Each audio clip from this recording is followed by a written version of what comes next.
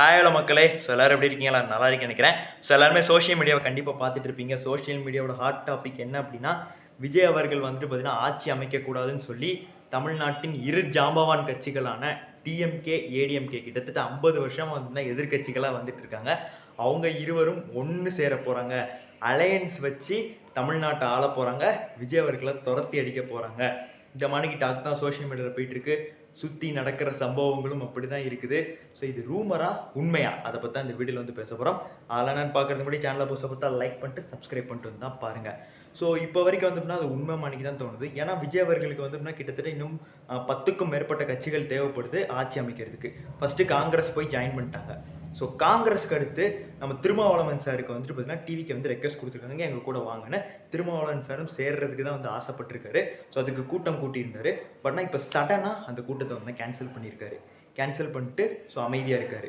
ஏன்னு புரியல. ஸோ இதே டயத்தில் ஏடிஎம்கே கூட்டம் போட்டு தனியாக பேசுகிறாங்க நிர்வாகிகள் எல்லாம். டிஎம்கேவும் அதே மணிக்கு தனியாக கூட்டம் போட்டு பேசிக்கிட்டு இருக்காங்க. எல்லாருமே இப்போ தனியாக வந்து தான் பேசுகிறாங்க. யாருமே இப்போ டிவிக்கு அலுவலகத்துக்கு போக மாட்டேங்கிறாங்க விஜய் அவர்களோட சேர்றதுக்கு. இங்கே எல்லாருமே தனியாக பேசுகிறாங்க. கவர்னர் விஜய்க்கு சொன்னது, நீ பெரும்பான்மையோட வா, 118 சீட்டோட வா, நான் உனக்கு ஆட்சி அமைக்கிறேன்னு இருக்காரு. ஸோ இப்போ எல்லாருமே என்ன பேசுகிறாங்கன்னா, டிஎம்கே ஏடிஎம்கே சேர போகிறாங்க அப்படின்னு. இது நம்ம மீடியா மட்டும் பேசலை, வெளிநாட்டு மீடியா வரைக்கும் NDTVயில் கூட இதை பற்றி தான் அதிகமாக பேசுகிறாங்க. ஸோ ஒரு தனிநபரை எடுத்து இப்படி பண்ண போகிறாங்கன்னு இப்போ திருமாவளவன் சார் பண்ணுறது, இந்த இதெல்லாத்தையும் பார்க்கும்போது நமக்கு அப்படி தோணுது.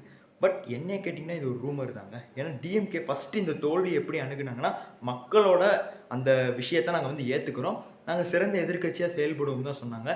அதிமுகவும் அதே மணிக்கு தான் சொன்னாங்க, கூட்டணி மணிக்கு எதுவுமே பேசலை.